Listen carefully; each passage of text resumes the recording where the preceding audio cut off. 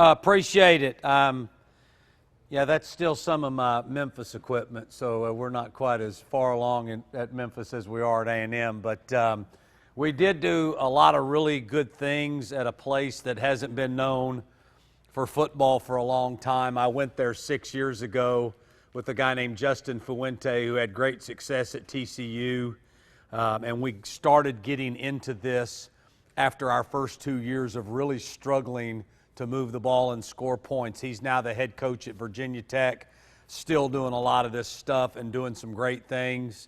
I chose to stay at Memphis when he left. I had a daughter that was a junior in high school and just didn't see moving her. She was doing great in volleyball. She was doing great in school. Had a lot of friends, and I'd moved her about 3 or 4 times. And I'd gone ahead and been gone 2 or 3 months. This time was going to be 18 months, a year and a half, and I just thought, wow, I can't do that. So I talked to Coach Fuente, and one thing I'll always admire about him, because I know a lot of people in coaching would have just said, hey, you either come on or you don't have a job. He said, see if you can stay. If you can, great, no hard feelings. If not, I'll hold a spot for you. So I'm forever indebted to him. He's a great man, the head coach at Virginia Tech.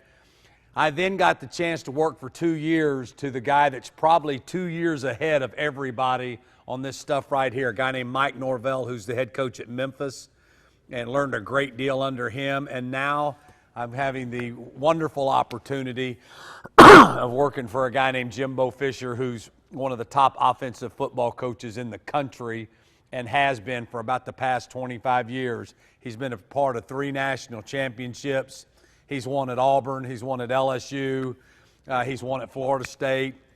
He's pretty much stuck with a pro style of attack, but incorporated some things along the way because, as everybody knows, you got to stay on top of the game or you kind of get left behind. You got to stay up with what everybody else is doing. Actually, you got to try to stay ahead of things that other people are doing. But key point, sticking within your beliefs of what you believe wins football games, just adjusting your style a little bit along the way. And that's what we're doing. We're in the process at Texas A&M of taking Coach Fisher's offense and just incorporating some concepts and some things we did at Memphis. A lot of people are doing them also. I will tell you, we did them quite well, and it was not me. I was kind of just along for the ride. Our head coach was really good at it. I learned a lot from him. I was able to put some things in there myself, but that's what I'm going to talk about tonight is at Memphis last year and some of the things we're now doing at Texas A&M. And I'm sure some of you are already doing it, and I'm just going to talk to you about our way of doing it.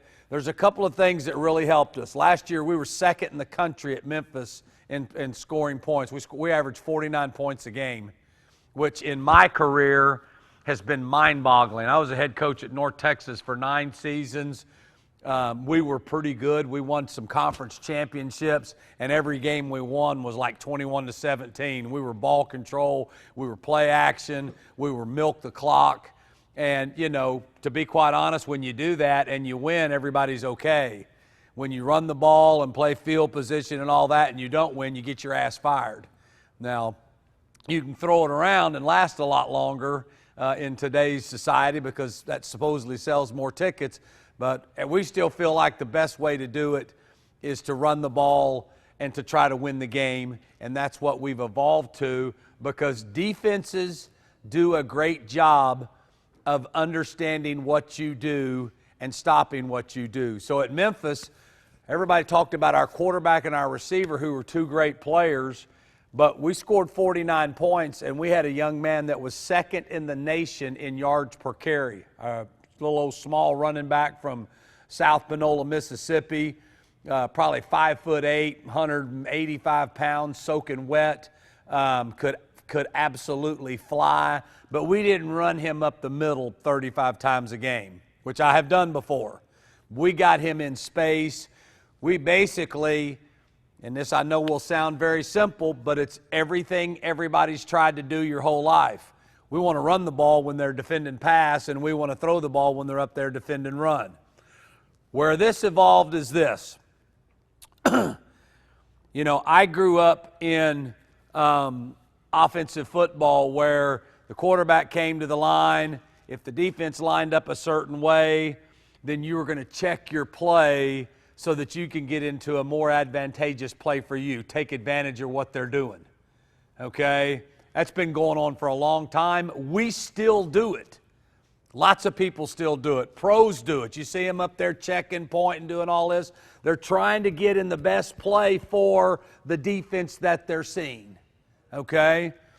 Well, what's happened with this run-pass option stuff is, as you all know, quarterback gets up there, he sees something he doesn't like, that safety starts to drop down, they're going to check to a play and go this way. Well, defensive coaches, they work too. They study film too, and they watch, and I know all of you are familiar with quarterback coming up, getting under center and raising up and starting to change, and everybody on defense is doing that. They're changing. So the check and then recheck game started getting a little old because offensively we have that clock on us that if we take too much damn time, they're going to penalize us 5 yards. So it's that cat and mouse game. How can we get in the best situation, run or throw, based on the defense that we're seeing? And checking is still a huge part of our game. Coach Fisher's offense, my offense, we're always wanting to get, hey, we want to run this play, but we want to run it to that front because these are better angles for our linemen, or we want to run it to this side because this is a better leverage or personnel or whatever you want to call it. Always trying to get in the best play. And, hey, we want to block this against these two looks, and if we don't get those two looks and we get this look, this is a better play. We've all been doing that for a really long time. You add in there that extra guy that the defense is always trying to get, and by, in the past, handling that with checks was our only way to really do it. Okay? Flip back a little bit. People have been reading defenses for a long time. My first experience, my father was a very successful high school coach here in the city of Houston. He played at U of H. He was on Bill Yeoman's first staff.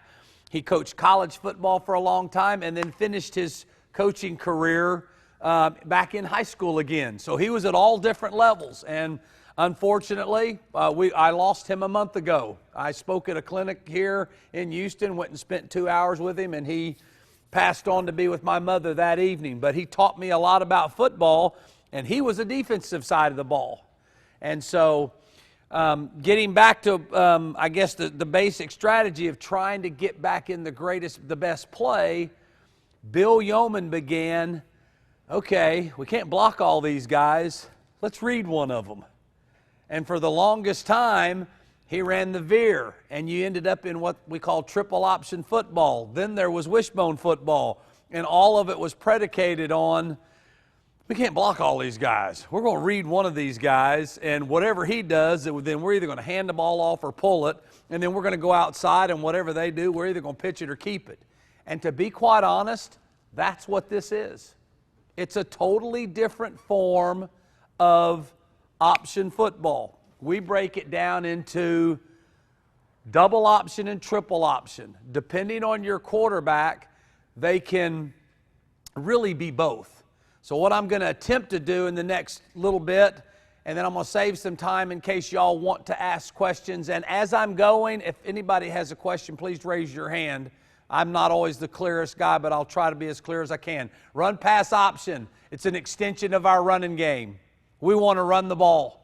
But we want to run the ball when it's advantageous for us to run the ball. If they put too many people up there, we're going to read somebody, and we may have to take the ball outside. Now, we have what we call some locked runs that we're going to run. I don't care if they're in a goal line defense. Okay, you're just going to have to bow up and try to get a yard or two. But most of the time, we're trying to get in the best football play without them dictating that you have to throw all the time. Number two, we want to make the defense wrong. Okay, going back to the check, recheck. You get the guy out there that's apexed when you've got a two receiver set like in your one back, and he's standing there looking, and he's either going to play pass or he's going to trigger for run. And if you check to three-step drop, I've seen it 1,000 times, and you ball off the line, well, then all he does is he runs out there and plays the hitch. If you hand the ball off, he's going to fold back inside and play the C or D gap. So what we're doing with a guy like that and other people is we're reading him. And if he stays out there, we can hand the ball off. If he starts to trigger to fold to play the run, that's where all this stuff started.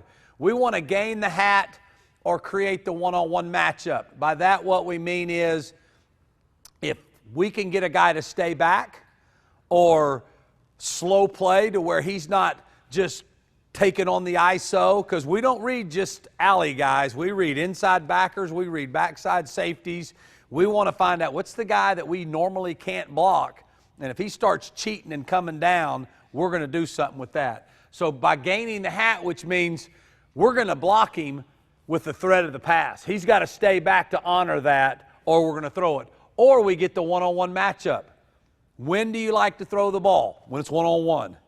So what's going to happen is as the play is developing, we're looking at a guy. If he comes flying down inside to play the run, okay, he's got to commit. Now he's put a corner one-on-one with the receiver, and we're throwing the ball. The pre-snap and post-snap reads are very important. Pre-snap, I have done a long time, even North Texas days. The last 2 years under Mike Norvell is when we got into the post-snap, and I can tell you it is great stuff. The first time he presented it to me and we looked at it, I thought, we're asking for a lot of turnovers. And he said, no, we're not, because we're going to practice this every day. And we're going to tell the quarterback, if you hand the ball off, there's nothing wrong with it. Okay? It might be better to pull it and throw it. Just make a decision. That's the biggest thing. They cannot be indecisive. And it's kind of like in the wishbone. People used to say, hey, you're riding that fullback. If you're not sure, leave it in there. Let him run the ball. Let him go get 3 or 4 yards. All he's going to get is an arm tackle. So those are some of the points on the RPO game. Your quarterback has to be a really good decision maker, and you've got to live with every once in a while he's going to hand it when he probably should have pulled it. And every once in a while, and the line coaches especially get pissed. The line coaches are the guys that they wish you could read the blocking scheme and say, hey, if we block them good and there's a big old hole, hand it off. If we don't block them very good, pull it and throw it. But we haven't found a way to do that yet. But there's a lot of times when the quarterback pulls it and throws it and you've blocked it perfectly and you got a big old hole, you got to live with it. If you just want to run it, don't tag the option to throw the ball to the play. Just call the running play. Okay, next thing. I'm hoping. Okay. What we have outside, depending on the call, we have a spot, bubble, or a hitch going every time. A spot basically means the outside receiver is going to step up and back, and the inside receiver is going to come off and protect him. He's going to block the most dangerous guy to him, turn the other guy loose. A bubble is what everybody knows. The inside guy is going to bubble back. He's going to catch the ball. The outside guy is going to block for him. Or we throw hitches, okay? But to speed this up, since I messed up time having bad equipment, it all starts with we're going to stick the ball in the tailback's belly, and he may get it or we may pull it. We're going to mesh with the back, and the quarterback has the option to pull the ball, and he has the option to run it. If he pulls, then he's now able to come out and be a runner. And I'm going to get back to this in just a second. You have the option with your quarterback to ride and hand it, pull it and run it, and as you're running it, throw it late. Okay? Then you mesh with the back, same thing. Pull, run, and throw, as I just said. And then the last one I'm going to get to in a minute. The point I was just making there, we had a quarterback last year at Memphis that was our best player. We didn't want him getting hit a whole lot. So most of ours were designed. You're going to hand the ball off, and if you don't like it, you're going to pull it and throw it. We didn't want him, it wasn't triple option for us, it was double option. Now, we had some where we would occasionally let him hand it, run it, or throw it. And if you've got an athletic quarterback, that is unbelievably difficult to defend. You see Clemson doing it with their guys quite a bit, okay? It's all kind of in your decision-making as a coach if you're doing this stuff, and there's some things you have to do. If you want it to be a triple option, we don't block the C gap, okay? If we want it to be a triple option, we don't block the C gap. We read it. So if he comes down tight, we pull it, and we're outside running, and the quarterback may very well run the ball.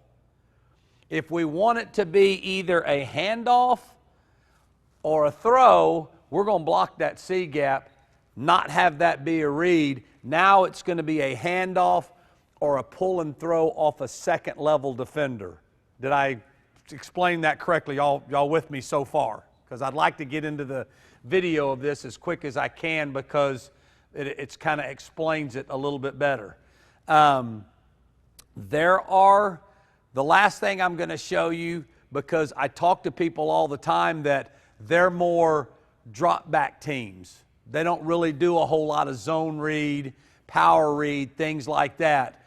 One of the things we found that was one of the best plays, and 3 years ago we had a guy named Paxton Lynch that got drafted in the first round by the Denver Broncos. And he wasn't that great a runner, although he could run the zone read pretty good, and we did a little bit of it. But what happened was we didn't mind running quarterback draw with him. But how many times do you ever call quarterback draw and all of a sudden late in the deal, the defense blitzes and you feel like, well, shit, I got a bad play.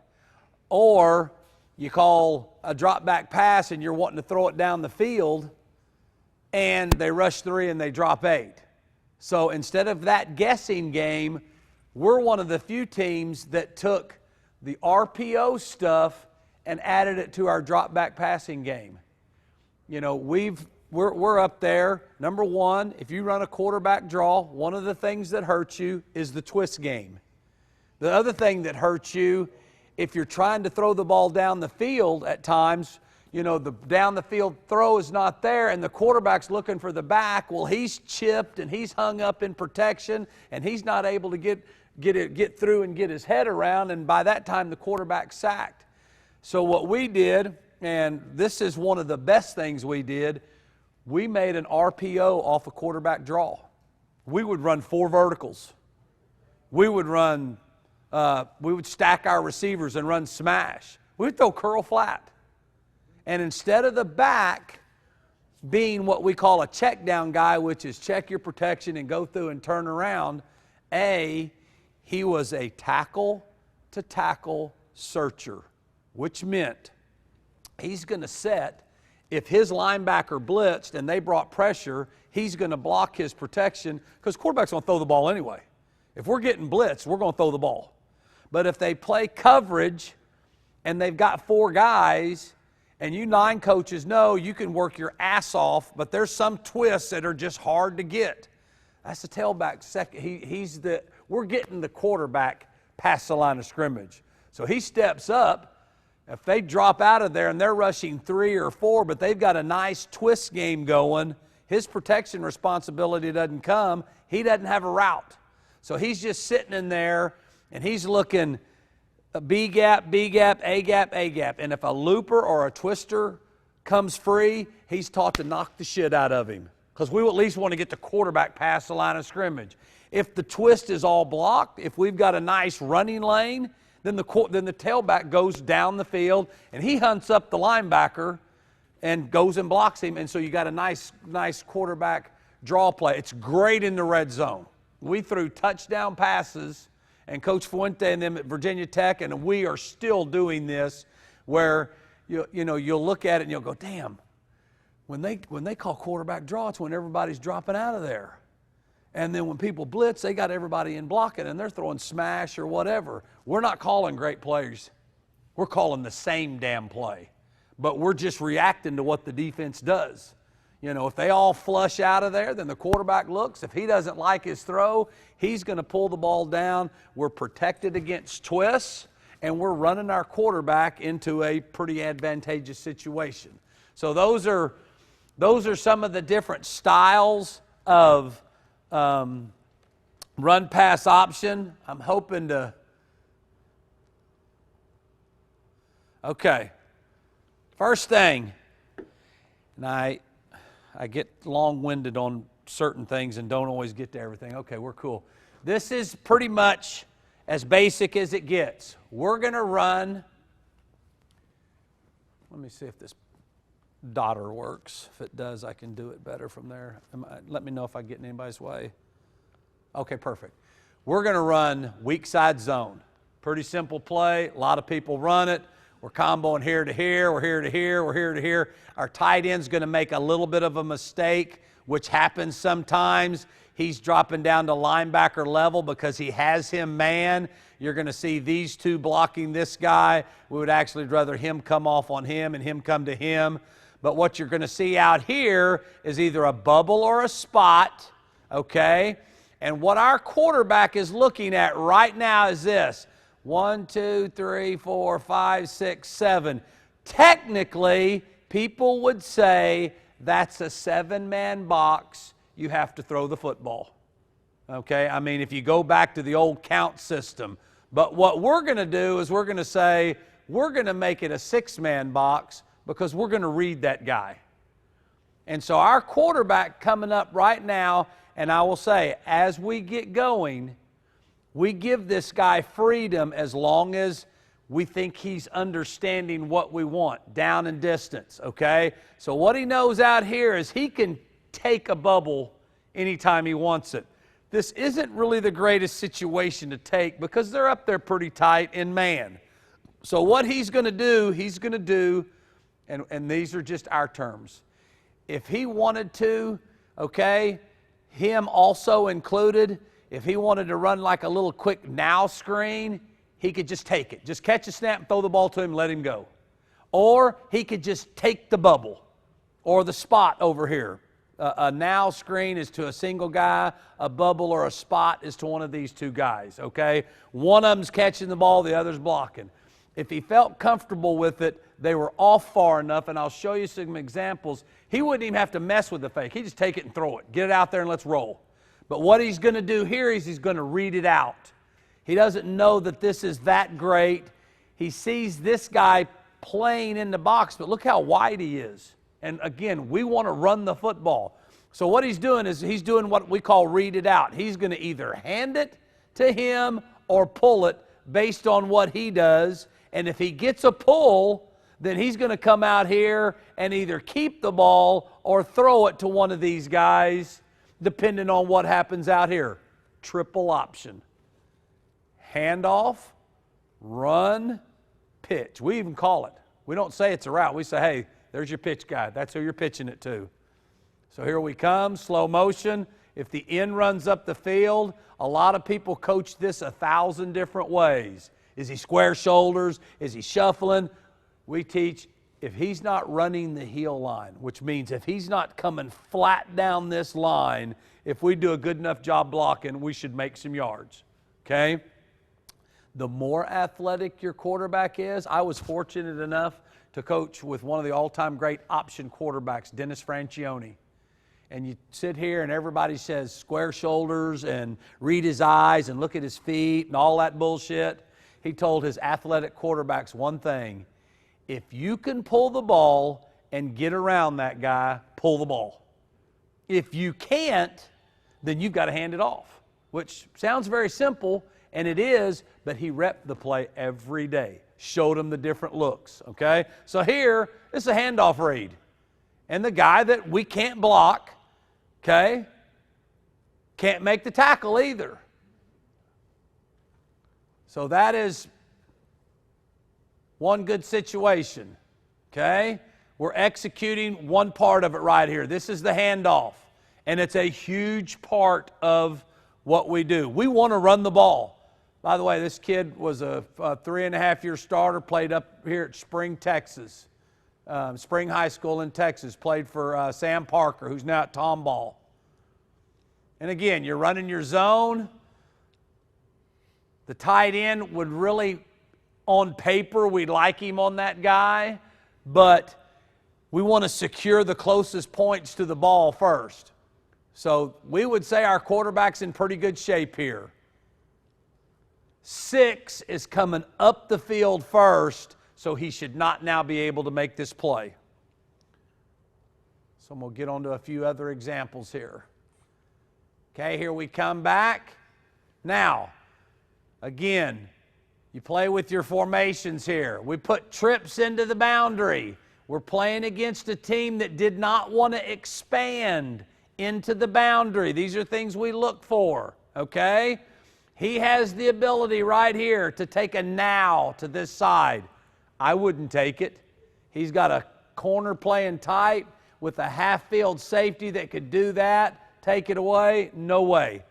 Or he could read this out, and he'd be reading that guy right there, okay? What he's looking out here to see is they don't have anybody expanded. They got a corner.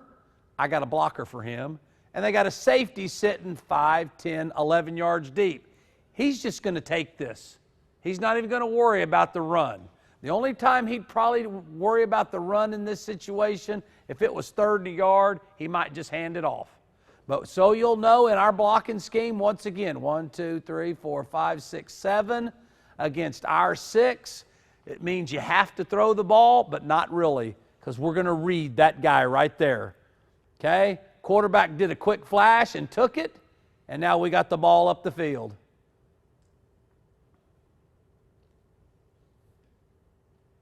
Get a kick out, now you got space.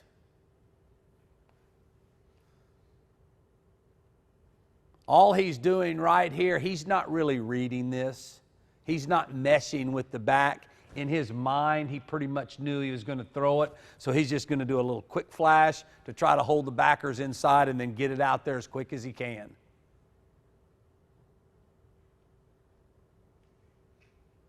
Same game, same exact style, except they're defending it a little different. We've got these two at levels, okay? We've got the same look here, 7 people in the box. Now this safety that was playing half field over here has moved to a head-up position. What they're trying to do is man these two so they can negate this to a 2 or 3 yard gain. But what's happened out here is this guy's in a one-on-one situation with a whole lot of field. He's going to take this. He's either going to throw him a now, a hitch, a quick out, or a slant. Okay? And the quarterback is controlling every bit of this. And for people, you guys know secondary coaches, that's damn tough right there. Okay? That is damn tough right there for a kid to be able to make a one-on-one tackle in the open field with all this space, with no safety to funnel him back inside to. And so again, we're throwing the ball into a pretty good situation right there. And these aren't throws that, this guy signed with the Tampa Bay Bucks just last week, but we've had guys that weren't pro quarterbacks. Most of these throws you see right now, guys you have can make them. Okay, same thing. Now, here we go. We've got Okie look right here. 2 on 2 to this side of the field. He is doing what we call reading it out, okay? Reading it out means this. He doesn't really like the now screen. This guy could be a factor.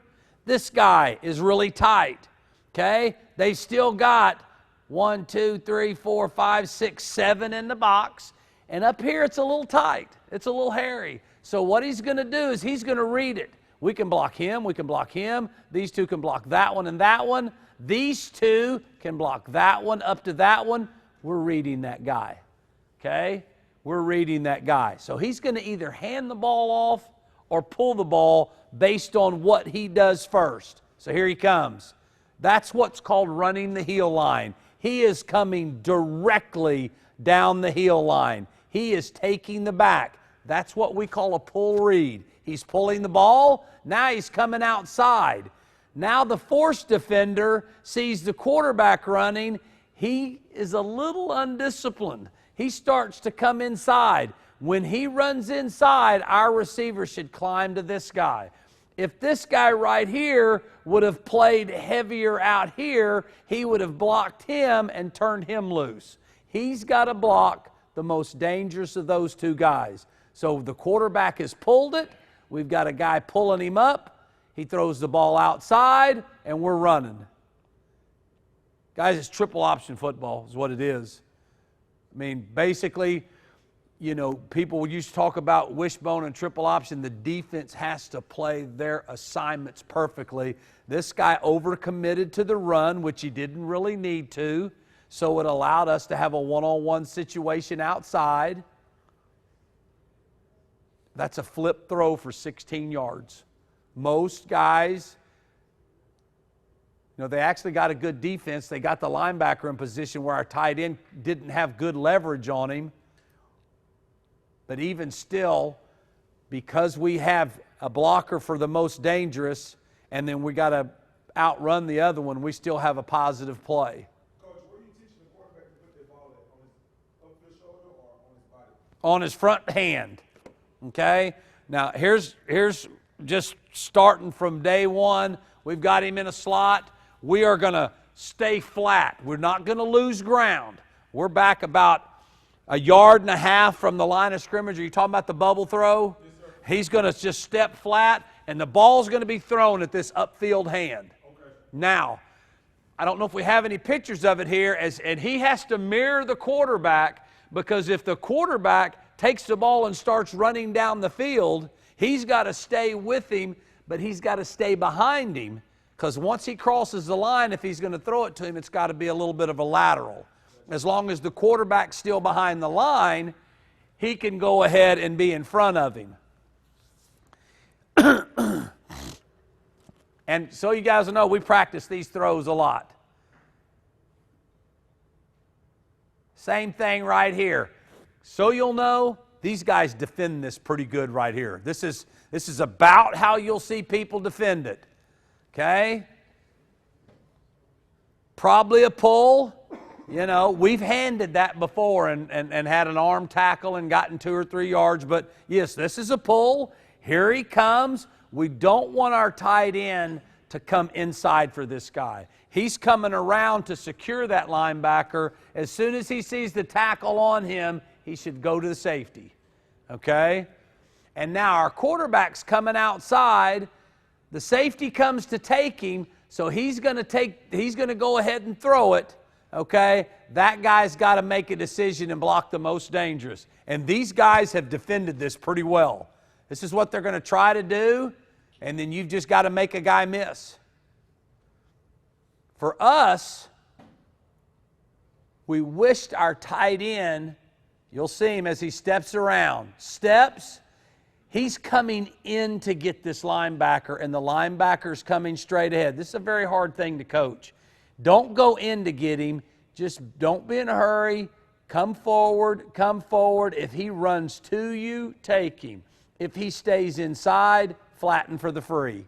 Coach, is he going around this time because the guy's more head up with him? Because it's a 7 technique. Yes, sir. 6 or 7 technique. Any kind of reduced front, he should go around. Yes, sir.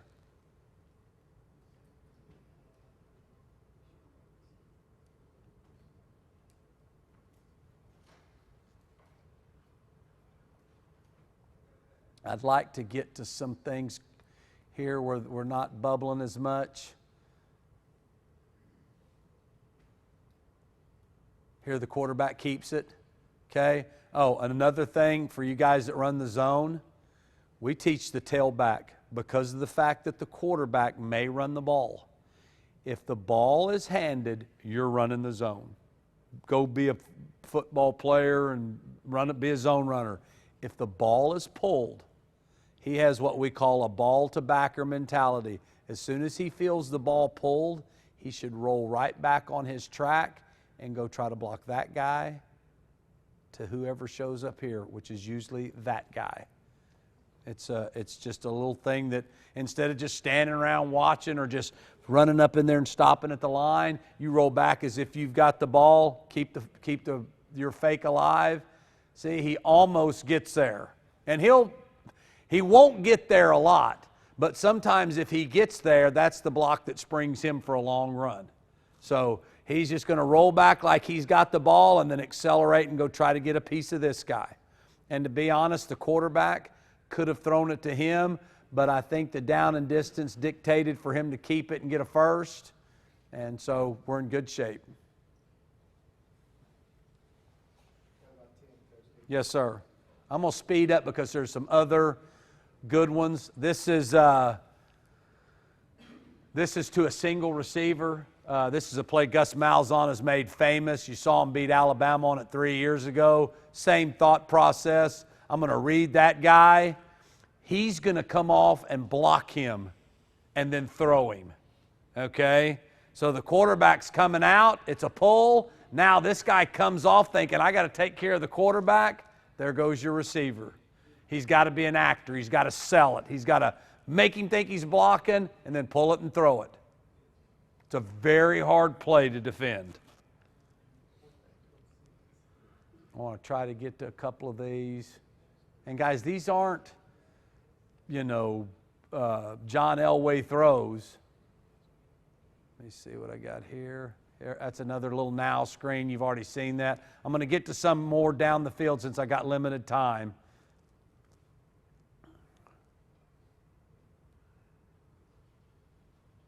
Okay, this is double slant. We're going to block the C gap. Instead of the tight end arcing outside, we're not reading this guy this time. This is more geared for a quarterback you might not want running the ball. Who's the guy that always gets in the way of the damn slants?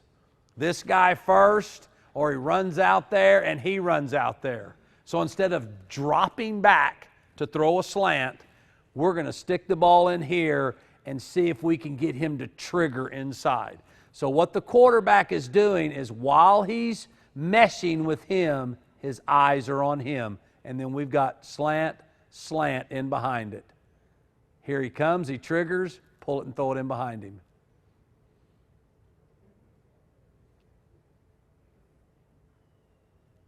Good red zone play.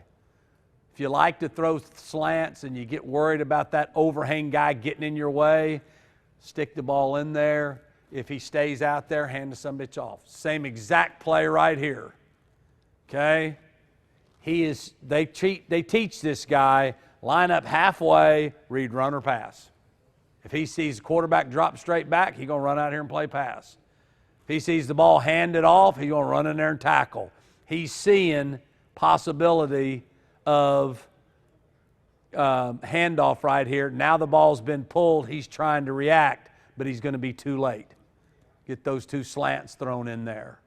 Coach Dickey, Yes, sir. on that, are you okay with the quarterback keeping his feet hot, or he's okay being stationary on that? We keep him stationary on this.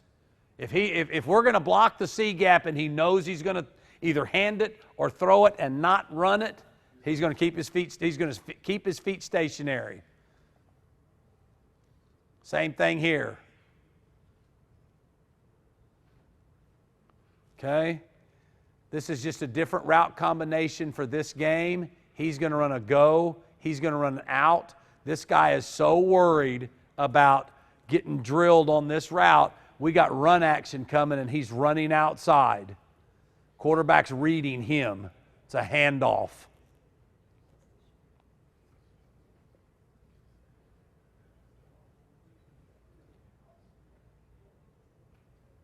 Same play. Guys staying outside, hand the ball off. Okay? The whole theory is get his ass out here and make him stay deep. Okay? Now, run the ball. Block the ones you can block. Don't let the other ones be a factor.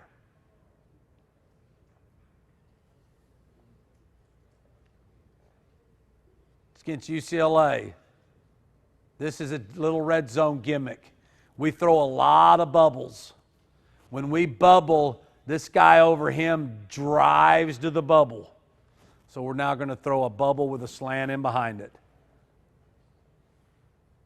Still reading it. I want to get to one post at least so y'all can see it, if y'all don't mind, if you'll bear with me. Oh, this is just what we're faking a stop, a spot route, and throwing a slant wheel. We hit the slant right here. Okay? And if that hadn't come open, what do you think the fade would have done? But it all starts with the threat of the run up inside.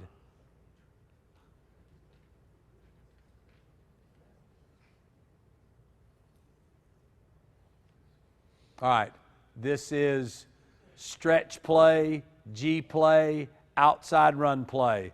Yes, we all know we can run this and we can go inside and crack this guy, he'll replace. Or you go block this guy, he's screaming down inside to play the run, okay? So what we're going to do is we're going to run the stretch or the G, and our quarterback is reading him. We're going to run a glance post with this guy. Eyes are on him. The thing you have to do backside is you got to give him up a little bit, okay? You got to give him up because you want to lock this backside tackle. So now you're going to read this, throw or hand off him. Here he comes across, he commits, there's your post in behind it.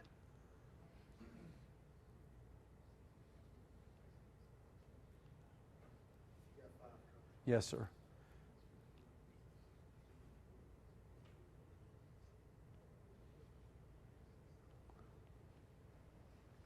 Same thing. Here's out of a two-back set. Same thing. We're running a zone play. We've got two backs. We got blockers for him, and him. But we can't block that guy. Okay? Here, they're going to play a loose 9. We're going to come back and kick him out. And this guy's going to come flying up and sit in the hole. We got to make him get out of there. Throw it in behind him.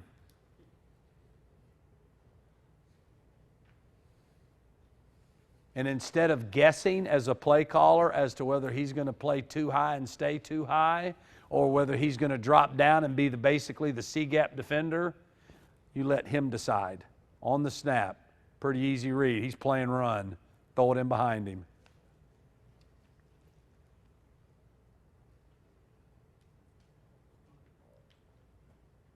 See where he's at now? He's not up there in the C-gap. So now we can run in the C-gap.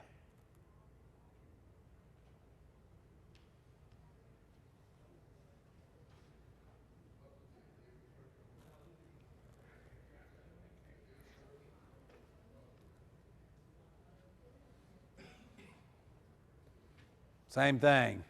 Should get more yards out of this.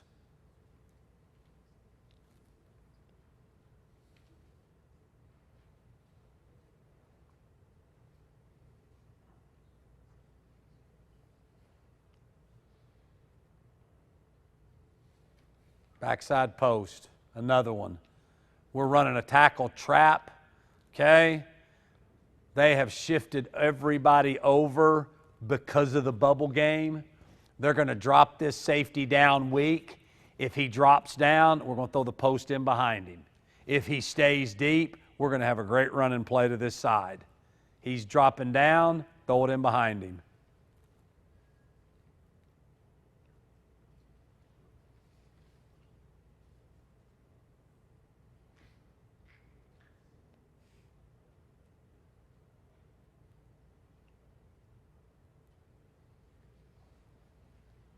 This is just him and the receiver, red zone deal. We got a one-on-one matchup. He took it, gave him a fade instead of a now because they're pressing. Long as the guy doesn't have help over the top, we're okay with this. Yes, sir. This play, I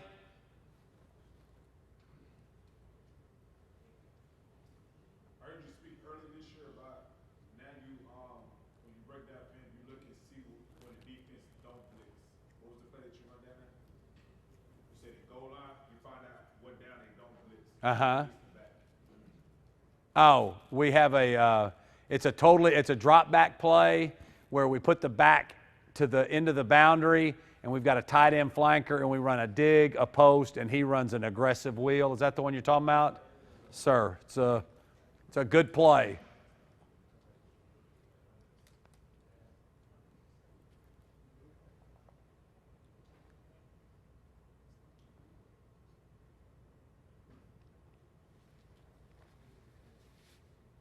Safeties are playing deep. Okay, he's just taking a hitch. Now, so you'll know, if something would have happened, this guy runs up late, this guy comes and squats late, you don't have to check or change the play. You just hand some bitch off. Because to be honest, if he'd have handed this off right here, I'll show it to you from the end zone. He chose to throw it, which we're great with, but the safeties are deep. If he hands that off, he's going to block him. We got to outrun him, and we're rolling back this way. We've still got a good running play.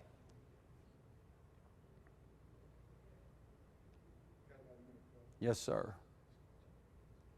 Stack alignment, just little stuff like that. You know, it's stuff you can play with.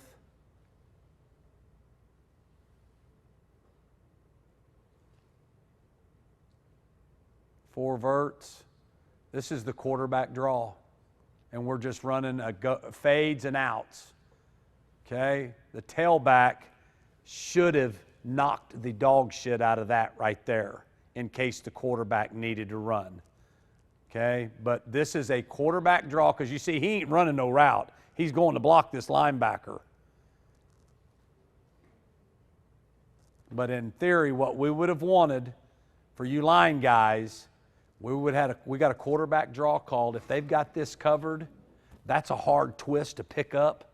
We would have wanted this tailback, and he's 6'2", 230 pounds. We would have wanted him to knock the dog shit out of this guy. And basically, these two guys just double him so the quarterback can get back through the line of scrimmage. It's a good little play, and it protects your quarterback.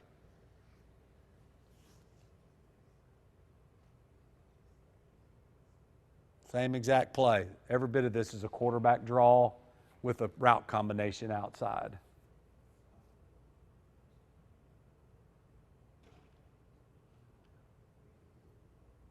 Same play.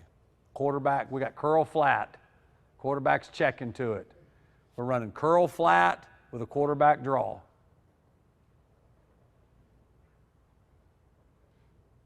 Back's helping on the twist, and we get it thrown. Center should hold in there just a little bit more.